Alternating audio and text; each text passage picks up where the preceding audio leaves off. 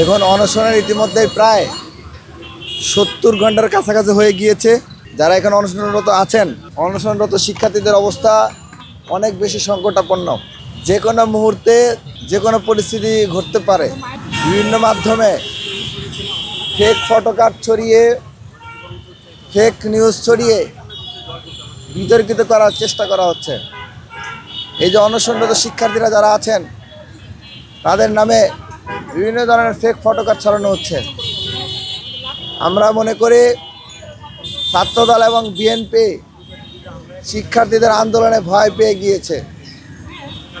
এটাতে স্পষ্টতই শিক্ষার্থীরা কোনো ব্যক্তিগত স্বার্থে এখানে আসে নাই, তাদের নিজস্ব কোনো স্বার্থ এখানে নাই, তাদের কারো কোনো অভাব নাই। তারা শুধুমাত্র দেশের মানুষের কথা চিন্তা করে এখানে আসে। তাদের দাবি তিনটা।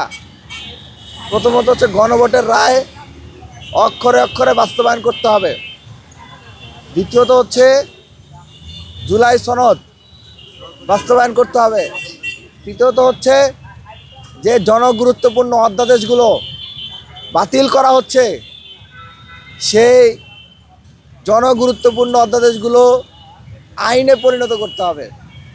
আপনারা দেখেছেন, এই সরকার গুম করার স্বাধীনতা চাচ্ছে, এই সরকার আয়নাগার প্রতিষ্ঠা করার স্বাধীনতা চাচ্ছে, এই সরকার ব্যাংক অধ্যাদেশ বাতিল করার মাধ্যমে ঋণ খেলাপিদেরকে দিয়ে ব্যাংক লুট করার ব্যবস্থা করছে। এই সরকার পুলিশ কমিশন বাতিল করে পুলিশ বাহিনীকে আবারও দলীয় পেটুয়া বাহিনীতে পরিণত করার চেষ্টা করছে। তা আমরা মনে করি এটি জাতির সাথে সুস্পষ্ট প্রতারণা ছাড়া আর কিছুই নয়।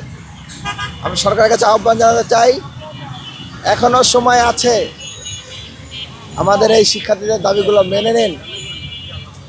বাংলাদেশের প্রধানমন্ত্রী দাবি কার কাছে জানাবো? কখনো মনে হয় প্রধানমন্ত্রী সালাউদ্দিন আহমেদ, আবার কখনো শুনি প্রধানমন্ত্রী তারেক রহমান। প্রধানমন্ত্রী যেই হোক, আমরা সরকারের কাছে আহ্বান জানাই আমাদের দাবিগুলো যাতে দ্রুত সময়ের মধ্যে মেনে নেওয়া হোক।